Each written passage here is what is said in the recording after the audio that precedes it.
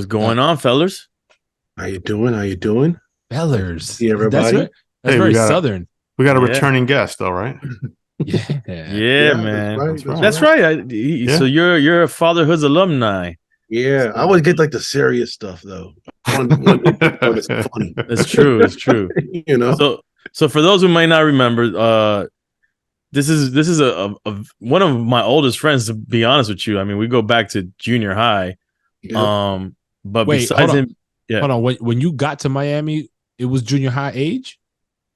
No, right at the end of elementary school is when I finally stayed, so like, which is now junior high, like 6th grade and stuff like that. Right. Okay. But besides my boy Donuts, who I met in elementary school, Trek, in terms of people that are around me, is one of the oldest people that I've known out here. Dope. So, you know, old friend, but besides being an old friend, he is legitimately a legend out here in Miami, and I would dare to say, you know, internationally in the art world.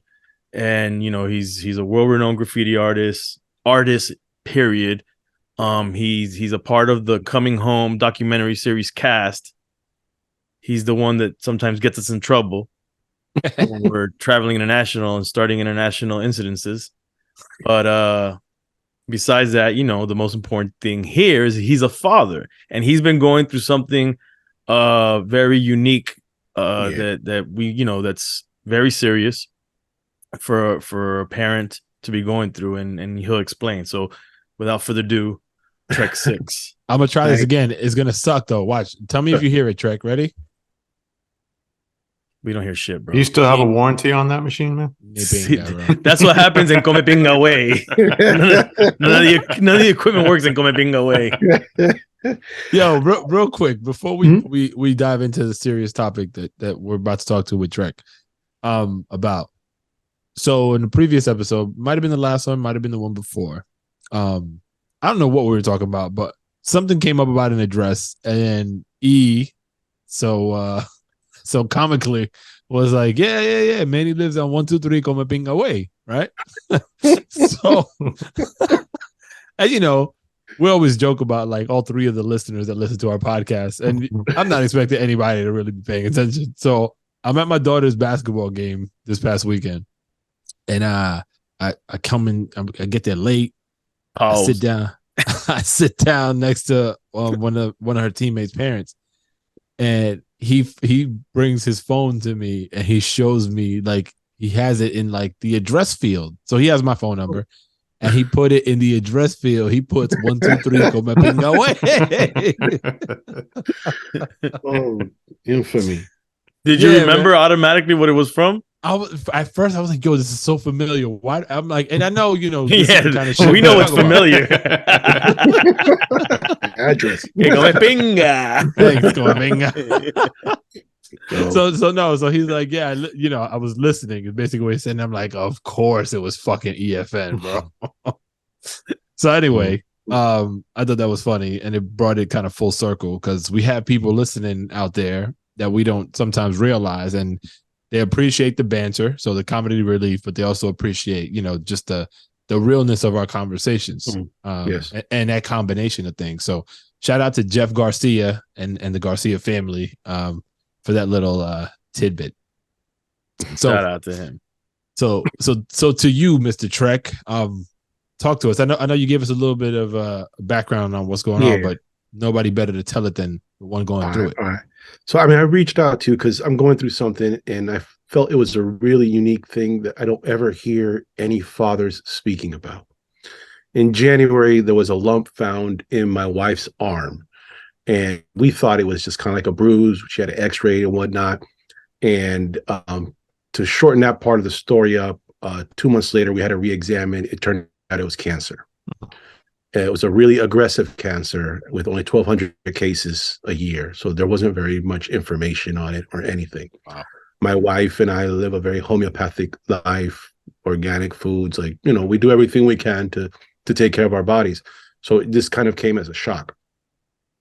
What happened from that point on, I think some people that may be going through this will be able to relate, and some won't, just because of the circumstances. But it just snowballed. You know, she was going around trying to find solutions to having cancer that were avoiding the chemo and and the modern medicine route. And just that in itself was incredibly difficult for her. But while she did all of this, it left me alone with my children. With much respect to single fathers out there.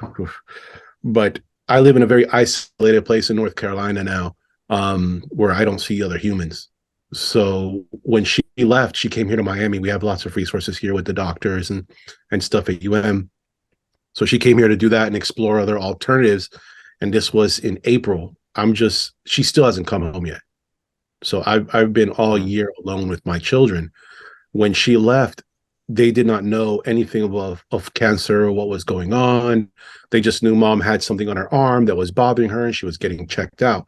So I had to go through the whole gambit of first the initial how do you say emotions and feelings of my partner has cancer. Then I had to deal with, oh shit, I'm all alone now. I'm in the middle of the sticks with my two kids and no relief, in terms of like the aid. And I had to explain to them what was going on. I have a 10-year-old and a 5-year-old, and my 10-year-old brilliant. So there's no pulling the wool over his head. So I had to employ different strategies and learn different strategies if I could maneuver through these waters with my children and not it be like this huge negative impact in their life. I tried to figure out ways that I could steer this so they're able to understand what's going on, but not have that stigma, that the word cancer comes with, And her in Miami had all the resources. She has a huge community of friends, and she was staying at her parents' house, which is a very beautiful home, serene, like everything that she needed to go through that journey in the most positive light was there. But the contrast was me. On the other end, I'm finishing the school year with the kids, and you all know how graduations are and all that stuff. I go through the whole summer, starting the new school year. These are all things that I had to endure on my own. And I'm not an absent father. I'm not the type of father that I'm just a provider and I step back from the rest. I'm actually involved heavily in my kids, from day to day. But I don't think anything really prepares you for that moment, And it brought up a lot of questions, like how do other fathers deal with being the care provider for a spouse that's going through a potentially fatal condition? What are the metrics? What do you do? How do you explain to a 5-year-old, hey, this is what's happening to mommy? And with all the way movies are nowadays, I was never aware, or just completely desensitized on how often the subject of cancer is displayed to our kids in movies. It's everywhere, Disney flicks, Marvel, like everything, And so my kids were big Marvel fans. And I don't know if you remember in Guardians of the Galaxy 1, the mom dies of cancer in the first 15 minutes. Oh, shit. In Thor, the female Thor, was her name, Jane Foster, right. or whatever. Yeah. She's struggling with cancer through the whole movie. You even have scenes where she's doing chemo. So my kids are seeing this, and then all of a sudden I got to explain to them, this is what's happening to mommy, and you're not going to see mommy for a while. In my head, also dealing with if she ever comes back. So it was, I'm literally exhaling today. I was telling E, my wife had the tumor removed yesterday. So I'm still in the process of processing and hopefully closing out this chapter. But it just brought up so many questions as to like other fathers going through this. What strategies did they use? Like, what were their experiences? I didn't have anyone that I could turn to and say, hey, how do I do this? And I learned some things, with my children in particular. I never lied to them from the very beginning. Mommy had a bump, mommy's getting checked out. Okay, mommy had it checked out again. She has to go get checked out in Miami. I did everything but use the word cancer and tumor. Everything else was explained exactly and as raw as it was explained to me by the doctors, who were actually for my wife. And that seemed to work really well for my kids. And it wasn't until it was the point where she was doing chemo where we knew that visually there were indicators of what was going on, that I actually start using the word cancer and saying tumor. And I remember sitting down, and at this point it had been like maybe 2 or 3 months, the 2 months that we've been going through this, and my wife had already been gone for a month or so away. And I talked about it so much, almost talked it to death, that when I actually sat them down and said, hey, look, just so you know, what your mom has is called cancer. My eldest was like, okay, go. It was just a name at that point. I had completely destroyed the all the emotions and negative connotations that, when you hear the word cancer, that could be thrusted on them. And for me, it worked great. I didn't get the advice from anyone. It was just something that intuitively I did. Like any father, you try to protect the kid. So I'm trying to protect them by not using the word cancer. Later on, I found out that was an intelligent move, but it wasn't, premeditated or anything. But yeah, that's why I reached out to you guys, because I just, how old are the kids again? The two. I have a 10 and 10-year-old and a 5-year-old. Both Yeah. boys? Both boys. Yeah. Boys. Yeah. And it was tough. And one of my children has sensory issues, which that in itself is a challenge, So I'm maneuvering through all these waters dolo, like without. I have my mother-in-law lives on the same property, but I'm one of those people that grew up super independent, so I don't really use that connection or that aid unless absolutely necessary. Yeah. I haven't done anything but take care of my children since April, like nothing, literally nothing. How do you grapple with, and how do you grapple with, and I'm guessing you probably started to feel this way, with just like the feeling of being conflicted with, your wife's going through hell dealing with what she's dealing with, but then you've got your own internal struggles of, fuck, I'm here on my own. This is tough. It's been really hard, to be honest. And not trying to feel like resentful, not at your wife, but at the situation, Your assessment and question is so valid, and even more so, I think, in my situation, where my wife was in her family's home and basically partying, for the most part. I'll say the beginning of it was very difficult. We almost lost her twice during chemo. She contracted shingles the same week of chemo because of her immune system dropping as a result of it.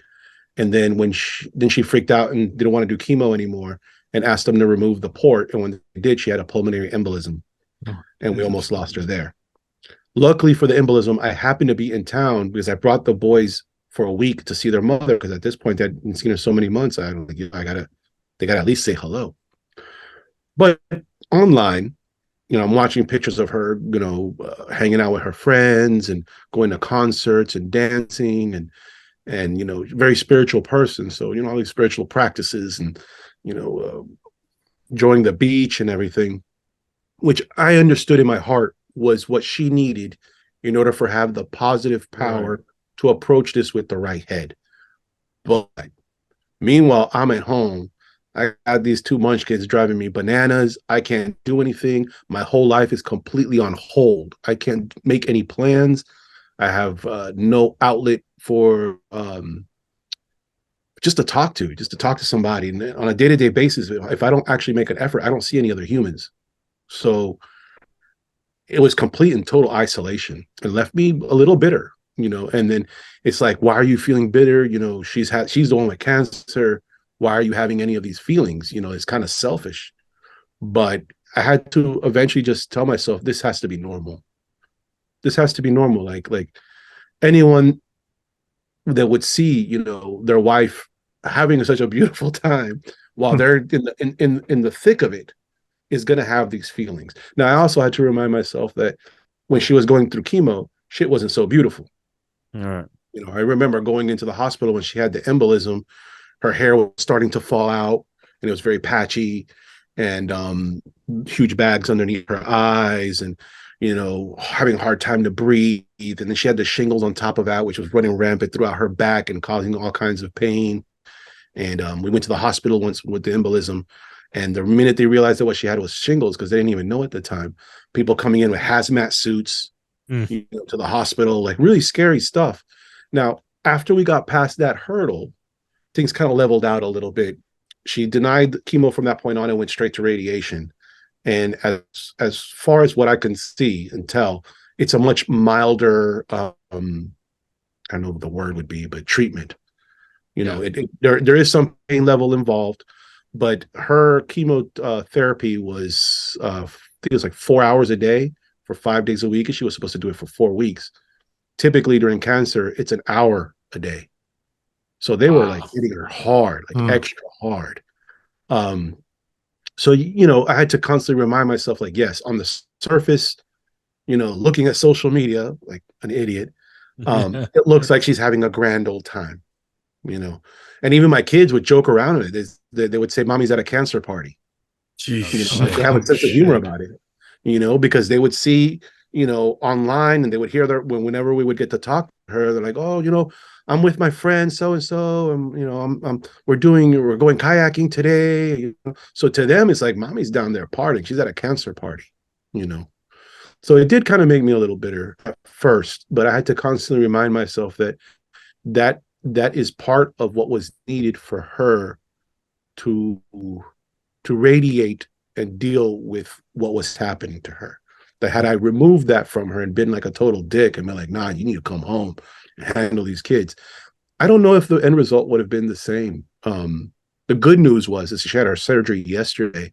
I was telling E, and prior to the surgery, everything was on the table, from amputating the arm.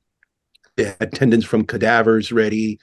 Like everything was like the most gloom bubble possible when she went into the surgery, but we stayed really positive. She stayed with that same energy, like the cancer party. This is not a big deal. We're going to handle this. My body can do this, and if you're a religious person, grace of God or the divine architect or whatever you believe in, the doctor called me an hour into the surgery. He's like, "We're done." I'm like, "Oh, what does that mean?" He's like, "We got it out." "You got what out?" He's like, "We got everything out." Oh, okay. shit. And like it damage to her arm. He's like, "We didn't even have to touch anything. We literally opened it up and it was right there and we plucked it. And all the metrics show that the healthy tissue around it is cancer free.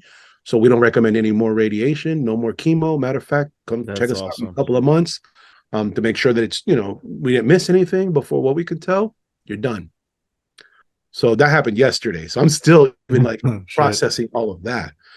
Yo, but it's interesting because I sensed like this. I don't know if calm is the right word to describe it, but just you kind of in a controlled state, right? Not like there's almost like a calm, I guess is the way I would describe it. Like, shit is happening, really could go left, at any moment, the way you were describing it.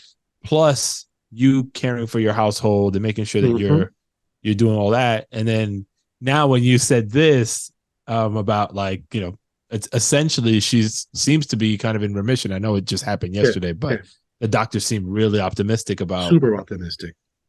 And so I wonder, like, the roller coaster that you've been on over the last 6 months and your ability to kind of hold it together. How have you managed to do that? Because I'm sure it's, like I said, it's been a roller coaster. I'm still kind of like processing. I on my own life has been a series of very traumatic experiences, from a death of a brother up till now. So I've had, I guess, kind of practice in crisis mode. So when this happened and she left, first she left to meet the doctors, and then she came back for a week, and then she left again, and then I didn't see her for months. And for me, it was just like, for my like any father, like I got to do what I got to do. Like I have kids. I can't just sit here and excuse me and be sad and beat myself up and look at it like this is the end of the world and we can't get through this. And even more so because I'm alone. I can't be that self-defeating because I have to get up tomorrow. I got to make lunches. Their school is an hour away, so I drive an hour there, an hour back twice a day. Crazy. So, there was no time for it. There was just so many things that I had to take care of that there was really very little time for me to sit here and think about anything other than what I got to make for lunch tomorrow, and which was kind of turned out to be a blessing because I just threw myself 100% into it so that that would be my primary focus, 1 foot at a time, deal with the children. Let her go down there. She's going to deal with the cancer, you know. Wow. And Just it, like kind of black and white, just like that, in just order for like you that. to. And it happened literally over a week. You know, she went down to Miami, met the doctors, came back and said, okay, I got to leave next week. Boom. She's gone. And this is at the end of the school year, you know. And at that time, my eldest was going to one school and my youngest was going to another school. And he was only going to that school part-time. So now I'm part-time, you know, with the youngest, while the oldest is going to school. And then we roll into summer where you got them all the time. And up there is beautiful, it's peaceful. I got nothing but woods and rivers. And fortunately, that's what my kids are into. But, you know, they get bored. And so now, you know, daddy has to step in. I took him to Disney. I took him to the Atlanta the aquarium out there in Georgia. Like, I just try to find all these things that I found like stimulating to them and try to wrap the summer in that and wrap myself in the act of doing those things for them to the best of my ability and just let my wife handle what's going on down there. To be honest, I didn't know much of what was going on in Miami because of it. Like, our communication was even kind of like very minimal, and it wasn't intentional. She was just in her bubble, you know, and I mean that in a positive form. She was in her bubble trying to deal with, you know, possibly dying, you know. And so she would call me, or I would get a hold of her in the morning. It's like, okay, babe, this is what I need to get done. Do we agree on this? You know, like, just up to date with each other on what the parenting conversations that need to be had. But as far as like the medical stuff, I was kind of I was the last to know, last to find out about everything. Which again, going back to what Kelly was saying, it made things in me a little bit more bitter, even more, because I felt like I was doing this really huge task, allowing her to just completely check out of this part of her life to deal with that, you know. So it made me even more bitter that I also wasn't, you know, the first phone call, you know, when X was said to her, or any of that, you know. But I knew that she had this really tight group of friends that she calls her sisters, and they were holding it down with her on a daily, you know, daily with her, going through all the notions, you know, having the deep conversations necessary. But it took a lot. It took a lot of restraint to not let it go further than just, you know, that fleeting thought, you know, and not really just allow myself to be an asshole and selfish about it. But do you think yeah, good. And I was going to, do you think that if you and the kids had kind of relocated with her, that it would have not hurt the situation, but she wouldn't have had the full focus or to be more able family support to help you out? Well, we thought about that. And in Miami, I would have had more family support, definitely. The day-to-day grind would have been much simpler, you know. Just getting groceries for me is a 3 to 4 hour trip. So yeah, those things could have been done better, but it probably would have been harder for her, because she probably would have felt like, all right, now I gotta, you know, I gotta focus on like the kids. The closer you are, the more her mind's on you guys. Yeah, and she would have to be mom. There's no way we're in the same room with the kids that the kids are going to understand, hey, you guys can't be dickheads to each other and fight because mommy's throwing up because she's having a reaction to chemo. Right. So my initial thought was, let me just give her that space, so it's not a burden. You know, motherhood is not a burden on her while she goes through this. Yo, it's a crazy sense of awareness, because I don't know if I'm in your shoes I would be thinking, I think, like what was just inferred now. It's like, yo, like, we're moving as a unit, we're gonna try to support with the best of intentions, but not really thinking about like the impact to her being able to focus on her, you know. And especially like you just mentioned, like you're out in the sticks, takes you 3 to 4 hours to go grocery shopping. Like I would have pushed the easy button quick. There's no Ubers, there's no delivery.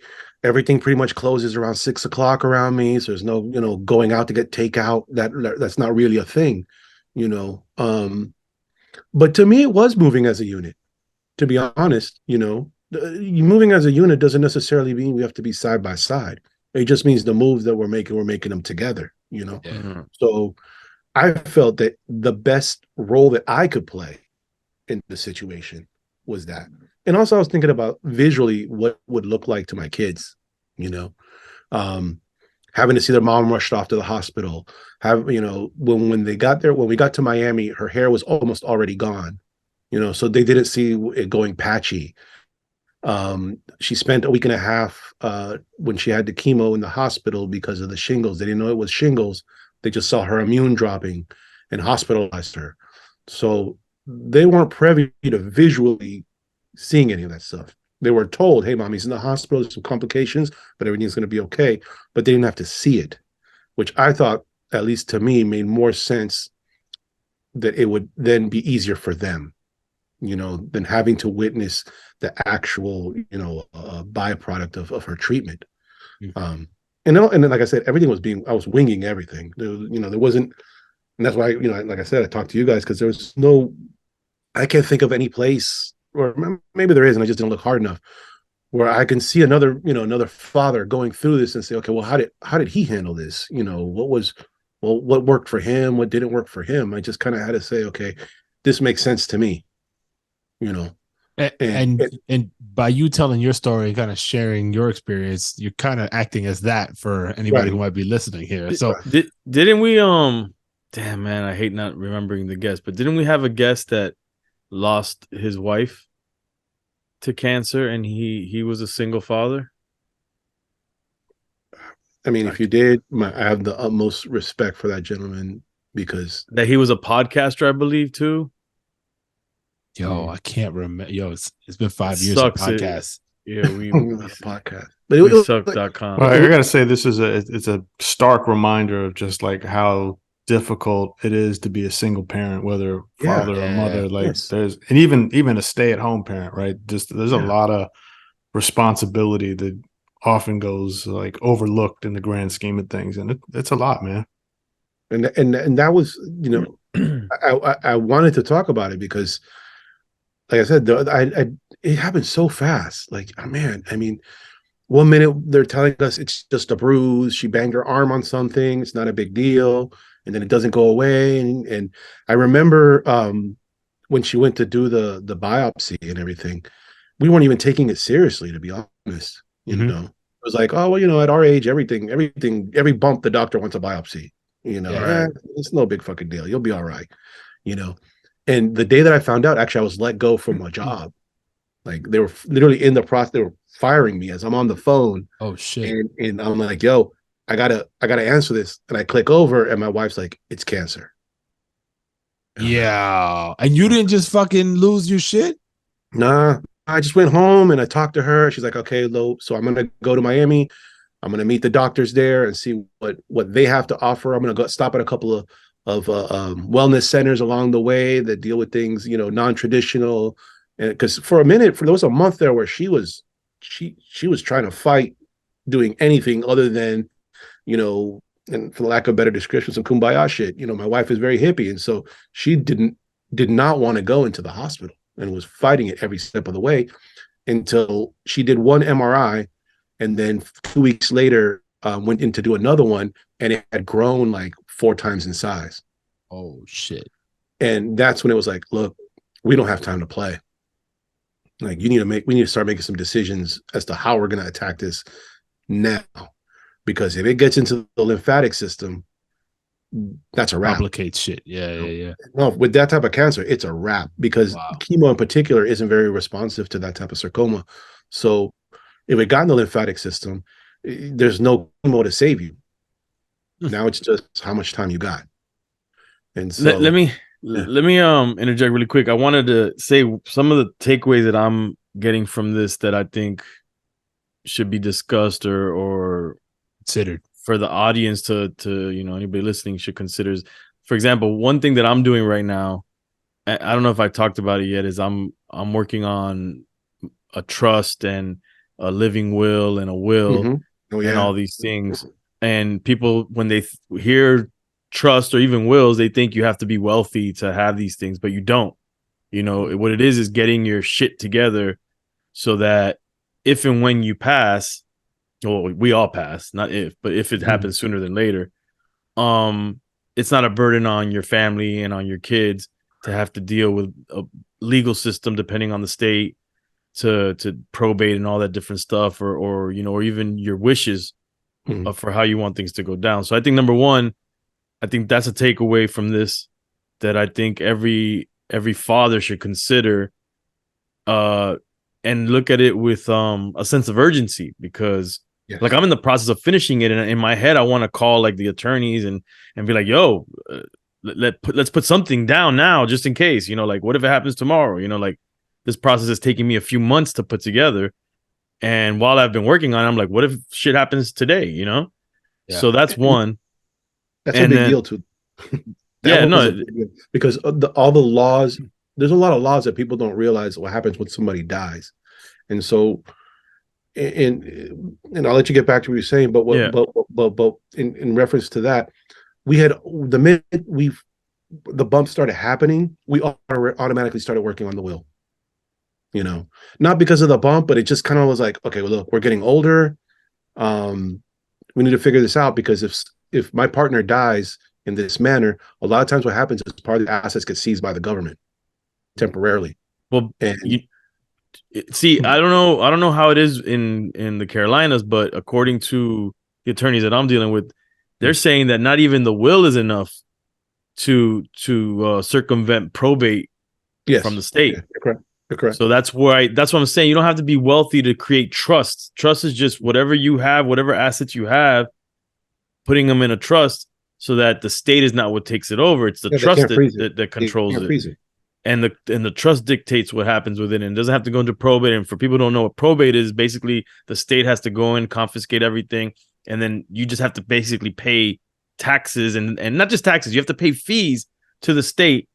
And it's a long, drawn-out process of paperwork for them to, go ahead and disperse whatever to whomever. Back to you. So, and then if they don't get a hold of people, it goes into like auctions and all the kinds of ridiculous things. So that was the one thing, one takeaway. The other one is, it might not be a bad idea if you're married or you have a partner and you have children together, to actually have some of these conversations of some of these scenarios that could happen, like how would this work? How would it be if one of us is left alone and to deal with all the day-to-day for the kids? Like, let's play out these different scenarios and have some kind of like, loose action plans.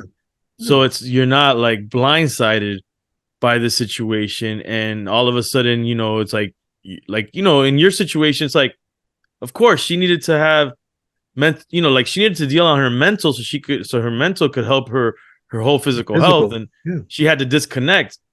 But, if you have that conversation and you're like, you got, before anything bad happens where you kind of feel bad, like, I don't want to tell her, like that I'm feeling a certain way because, she's going through it. Before anybody's going through it, you have these conversations and you like play out all these different scenarios. Now, maybe that's too much.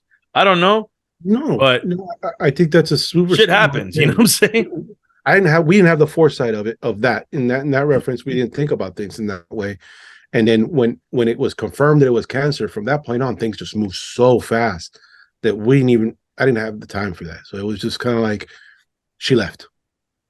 Exactly. You don't have the time for it. That's why had you had something kind of already, of course, nothing will go. I wouldn't have been bitter either, too, Right. Like what Heather was talking about, like that feeling that initially I had at first as this was going down wouldn't have been there, because that she was just following the plan. Right. And I was already aware of what was going to be asked of me and what was she going to be doing. But again, I did it was totally caught off guard, So something that we've kind of talked about, but kind of hinted at, but not really addressed directly, is just it seems like you have a really strong ability to kind of understand what you're feeling and not allow yourself to react without kind of processing what you're feeling, which is crazy, because I just came from a retreat this past weekend where the focus was on understanding what you're feeling, allowing yourself to feel those feelings fully, and like understanding how to communicate those things without shame, judgment. Because a lot of times it's like you're triggered by something someone did, and then that escalates very quickly into a judgmental based argument, right? Yes. And so I gotta applaud you, because I could see based on what you said, it sounds very clear to me like you have that skill. And it's one of those things that I feel like in society, not being able to understand what you're feeling leads to chaos, like incarceration, a lot of really bad shit. And being able to hone in on that in such a devastating period in your life, right? You mentioned you're on the phone getting fired, and then you got to click over and your wife just confirms she has cancer. Just like that. What was the third thing that happened? Because it always happens in threes. Well, I don't know. I gotta think about that one. There was a lot of things. Just like I said, everything just started moving so ridiculously fast because, one, to go back a little bit to what you were saying about my ability to contain my emotions, actually could be referenced to the first time I was on this podcast where we talked about mental health. I am a bipolar, having the condition. I don't take medications and haven't taken medications in, I don't know, like 15 years or something like that. And I had to teach myself how to deal with my own feelings very quickly so that I don't react, the way a bipolar mind reacts. I have to have like a constant checking method as to whether this is really a real emotion that I have to, give some validity to, or is this just my mind running off, with the impact of what just happened or what I'm seeing or thinking or whatever. So I've had plenty of exercise in containment, That's ill. Which I think helped a lot when I got to this. It's like, okay, whatever I'm feeling, it's okay. Feel it. It's fine. Focus though on the real. The real is tomorrow I got to wake up at 5 o'clock in the morning. I got to make 2 breakfasts. My kids don't like the same shit. So that means I got to make 2 independent different breakfasts. They don't like the same lunch. So I got to make 2 different lunches, like going through that whole shit. Like I spent all my money on groceries thinking they're going to eat this good food. And they take a bite and they're like, Daddy, I don't like this crap. Or, that's the worst, man. Yeah. Or like my kids hate vegetables. Right. And so we give them this like a milkshake, but it's all like really strong probiotics and greens and stuff like that, but they love it. But my wife was the one that always made that. So now there's this whole transition period where I have to learn how to make the milkshake the way they like it, make the cheese sandwich the way they like it. All these things that she custom tailored to her workflow, I got to now step into and deal with. And so, yeah, it was a lot. So I don't know what the third one. I mean, the third would be that it starts with me losing the job, which that also was a blind side too, because I was doing very great with this company doing graphic design, and without going into detail about it, they let me go. So it starts with that. It's like, okay, I get let go from the job. My wife has cancer. The traditional thing to do is we're all going to move to wherever treatment is going to be, and it turns out the complete opposite. My wife is going to Miami from April till now. She's still here, and I'm up in North Carolina with the children, and it's a lot, man. I'm single fathers, man. Shit, I don't know how y'all do it. When we were getting ready to have you on this time, I just kind of started reflecting on my own life and a lot of the things I take for granted because my wife is right next to me. And I've started breaking down, like the morning routine shit is a perfect example. Like I can get up a little bit later because my wife gets up to take care of our oldest, who leaves the house first. Right. And then we break down the rest of the responsibility. I handle breakfast for the 2 little ones. I'll go wake them up. I handle making the coffee. She handles everything else. But when those days happen where she's got to, for some reason, leave earlier than normal, and I got to handle, or she's not feeling well, I got to handle everything. Yo, and we're not talking about anything complex. We're talking about one moment in the day, but that shit, it drives me insane because it's so specific and there's nuance to it that if you're not really up on that because you haven't been doing it, like it drives you nuts. Yeah. And on top of that, having to constantly watch, like I'm monitoring my kids all summer long, looking for like the reactions to what's going on, making sure their mental they're health okay, is good, so like the conversations at the end of the night, when we're laying in bed, were really key. Summarizing each day, and giving the intent to what's going to happen the next day and the routine of what's, because like I said, my eldest has some sensory issues. So, if you tell him you're going to take him to the park after school and then you didn't get the groceries done and you show up and you're like, yo, Poppy, I have to take you to groceries, hell breaks loose. Yeah. I got to baseline this kid. It's, super angry, so it was a lot. It was, I don't know how, or my kids are just awesome kids, and they really flowed through it better than I could have ever imagined, And I think the key to it was being honest. I wasn't graphic, just honest, And I'll give you another piece of credit. Like, yeah, honesty I think is paramount, but also again, back to the calm, right? Like the way you maneuver the day is probably the biggest example, because they're gonna act, they're gonna follow the way you act, right? So if you're tense and out of sorts, they're gonna feel they feel that energy, and they're gonna wild out probably but more that than happened too. And there would be days where I would snap on them, like in the most angry mood. I mean, nothing bad, but just like, and I'm in a bad mood. Yeah, I can't take it today. I'm 4 hours a day in the car just taking them to school 5 days a week. Just that alone is a killer. God forbid you got to take a shit. Yeah, no, I mean the dumbest things just become exponentially so much more difficult. So there will be days where, I just wasn't playing, not in the mood for shit, and sometimes I would treat them, unfortunately, a little bit harsher, like a little more grittier, and because I'm going through it too. Shit, I'm fucking human. Yeah. So that was, the key there was always circle back to them and explain to them, basically daddy's human.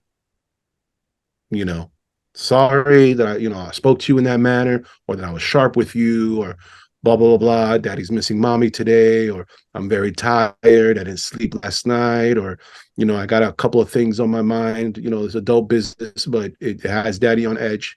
And, I have to explain to them in a real human way. I thought that would be better than trying to be the Superman, 100%. hold everything in, and, daddy's the strongest guy in the world. I can't break, because I don't know. For me, it didn't work for me with my parents. When my dad tried to be super tough, and then shit didn't go right for me as a teenager. Later on, I find out my dad was dealing with some other shit behind the scenes that I didn't know about. That now, as an adult and a father, I look at him like, yo, that's why he was being that way. He was going through some things. And as a kid, I wasn't privy to that information.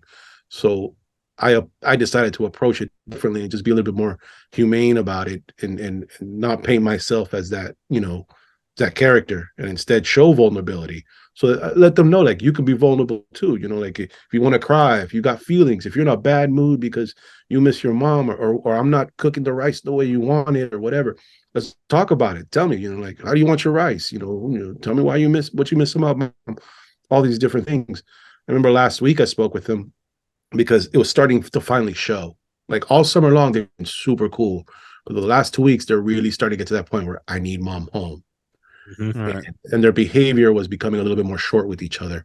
And I remember we were sitting in bed, and I said to my eldest man, I'm like, yo, you guys have been bickering an awful lot today, and it's something you want to talk about, like, you want to share your feelings with me. And he says, Daddy, when mommy left, she had hair and looked good. I'm like, okay. Shit. I'm like, what does that mean? Like, last time we saw her, she was bald and had bags under her eyes. I'm like, well, how does that make you feel? He's like, it makes me worry. So tapping into them in that way, I think was key, because it brought the tough conversations, it brought them to the forefront for us to have, surface, right?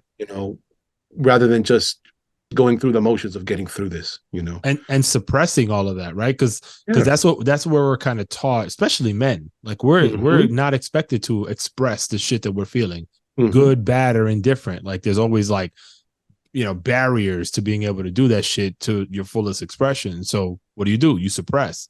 And the more things you suppress, the more baggage you're carrying, right? Yes, it gets worse. Well, Manny, I'm sure that's some of the stuff that in that retreat that you guys tackled, and we'll talk about it on the next episode. But maybe you should give the info to Trek. Maybe that's something he'd be interested in checking out. I mean, the one thing Manny left out is that they had an abundance of cocoa butter there for some reason. I can give you the address to where you can find the cocoa butter. Actually, it's 123 Come thing. Pinga The Way. used cocoa butter.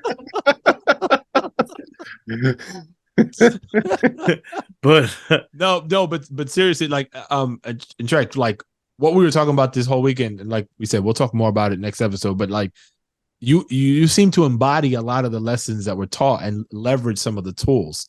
So it's really like crazy to me that we're having this conversation. Me coming on the back end of this retreat. pause. 15 men at this retreat. Okay, just cocoa butter, lots of cocoa butter, and lots of cocoa butter. And they weren't baking, or were they?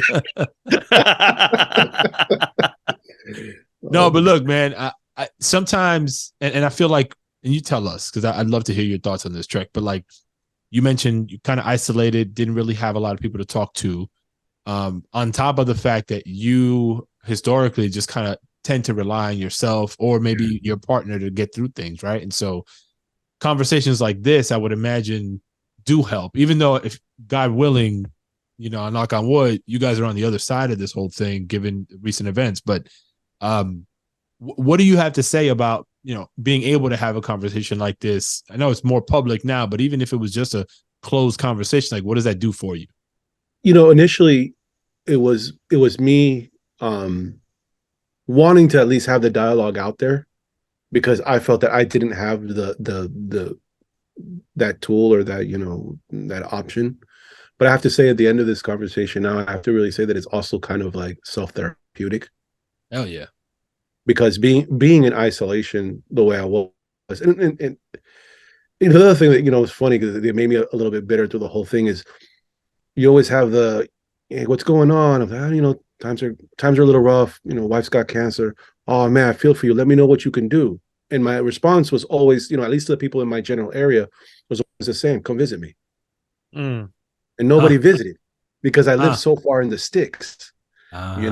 So being now to have other peers next to me and speak to them and tell the journey or the story or whatever, helps a lot, because I'm at the same time as I'm telling you guys and hoping that other people that are maybe going through this or hearing this, I'm also hearing myself say these things for the first time. Which I'm feeling right now is really key. Yeah, you got to release, man.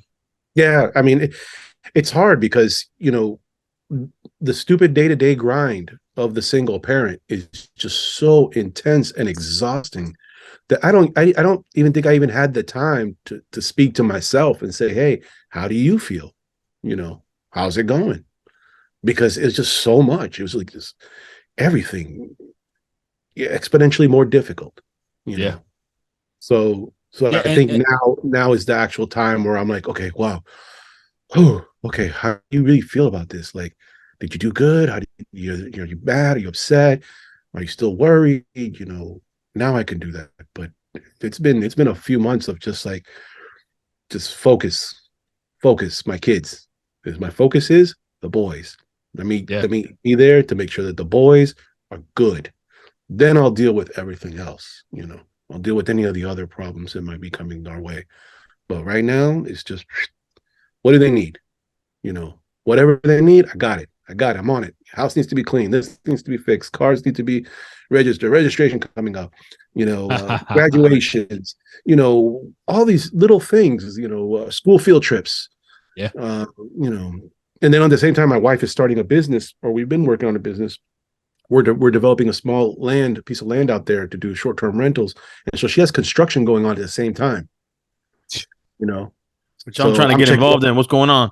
We got news for you about that. But yeah, so it's like I'm checking up on the contractors for her, and making sure that they're doing what they're supposed to do.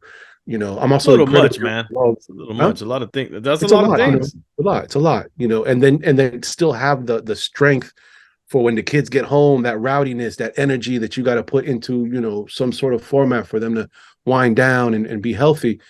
It was a bunch, and I don't think, maybe even until now, speaking to you guys, I'm actually hearing myself for the first time really, what the fuck happened? Yeah. What happened here? But before we get out of here, I this is a message to our listeners, because oftentimes you'll hear people like, you'll it's like cliche now. Yo, check on your friends, check on whatever, check on people who you think are stronger than you, that kind of stuff, right? But I think some people just refrain from doing that because, in my case, I can only speak for myself. I always feel like, and I don't know if this is because it's a man thing. I would imagine you guys can relate to some degree with this. Like, you always feel like you have to come ready with solutions if you're going to engage with somebody that might have a situation going on, right? And the truth is, just like this as an example, we can't solve your problems, Trek. Like, we can't, for the most part, we can't even really put ourselves in your shoes because we haven't experienced that, right? But being able to be an ear to help you let it out and just really attentively listen to what you're saying and empathize with it, I think that's satisfactory for a lot of the things that are going on for a lot of people. Right now, it's being more than you can imagine. Right. So And I challenge the audience, like, if there are people in your circle that you either know that they're going through some stuff or you don't know but you want to check on, like, don't feel compelled to come with answers to whatever might be behind that door. Just people, please don't just DM your random celebrity. Hey, how are you doing? The Fatherhood podcast want me to check up on you. Yeah, don't do that. And if I could add a footnote to that, though, don't wait for them to reach out, right? Because that's the other thing that I feel, at least in my case, because I'm a person that's very well composed. So I think some of my friends and my peers, if they don't see me shook, they just assume I got it. Right. And so they don't check in, not because of anything ill or wrong. They just see me cool and composed. They're like, oh, he's got it. Don't worry about it. Right. When I don't really even have the time to call them and say, hey, I need to talk to you. Or man, can someone please call? Like, I'm immersed in this moment. So as a footnote, beyond checking, make sure that you don't wait for them to ask for the aid. But Trek, I will say something as devil's advocate to that point you're making is, if you're going through something, don't be afraid to reach out to someone that you trust or several people, because the problem is that point you're making, the other people that you would hope are reaching out, they might be going through some shit and feeling the same exact way. So it's a circle jerk of everybody going, well, why doesn't anybody reach out to me? So honestly, I feel like anybody listen, if you feel a certain kind of way and you're starting to say, damn, I wish someone would reach out. If you start to think that way, then just reach out. Yeah. Reach out. I mean, the worst thing that can happen is you find out you don't really have a real friend in those people. Yeah. That's the worst thing that can happen. Which actually sometimes that's a great thing. Right. Now you eliminate, clutter from your world. Right. But what most likely will happen is that person will be attentive to that moment with you. When you reach out, them being in their own chaos, their own world, where they're like, damn, like when you reach out, be like, damn, I haven't talked. I should have reached out to you. My bad. Like, you're reminding them, but then you both are like kind of helping each other probably at that point. Yeah. 100%. I mean, I think in my case, I think it's just programming. You right. know, I grew up a very independent person, so it doesn't. And this is my fault, not a fault of anybody else's. That I don't think to reach out. Yeah, I'm the same way, and I don't expect it. Yeah, I hit up Manny all the time. Like, what's the brand of cocoa butter again? He's like, I gotta ask the other 15 dudes. He asked Tom, Dick, and Harry. Great. Oh, yo, by the way, shout out to I think it's at We Junto, JUNTO. That is the organization that put on the retreat this past weekend in the Catskills here in New York. An awesome thing. Check it out if you're interested. We're gonna talk more about it next episode. Yeah. Trek, man, thank you so much. We wish you the very best on the next chapter here with your wife, hopefully coming home soon and not having to worry anymore about this stuff. We're really happy to hear the positive side of everything right now. That's it. You guys are on your way back home. She's with me now. She's in pain-free. Back to recovery. Just recovering. Super. Yeah. What we decided to do is let her take another month at a wellness retreat just to eat right. Oh, that's beautiful. Get everything good before coming home. Beautiful. So as far as things are going, we're in the best place possible. Well, congratulations, my friend. And reach out within yeah. that month if you need somebody. Yo, word up. Manny will be there with the box of cocoa. Yo, I got that. I got that I've been fresh trying to get you cocoa, up there for baby. years now, though. But All right, bro. All right, bro. Take care, y'all. you too. Peace, fellas.